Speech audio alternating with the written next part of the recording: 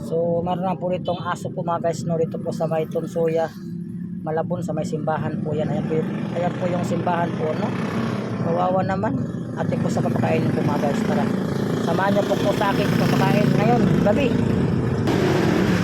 Chu! Loki! Dali Chu! Teka. Chu! Ay, tuwang-tuwa ay.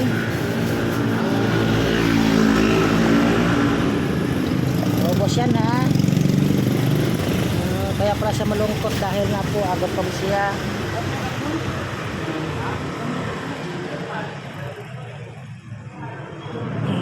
Ubos yan ha, ubos. Sobra po niyang payat po, no. Dito lang po yan siya sa may gilid lang po ng kalsada ng Tunsuya, Malabon.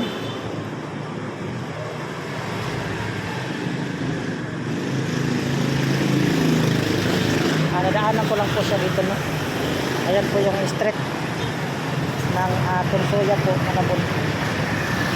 Kaya pala siya nandun sa may tabi, no, dahil nga po nagutom pala siya.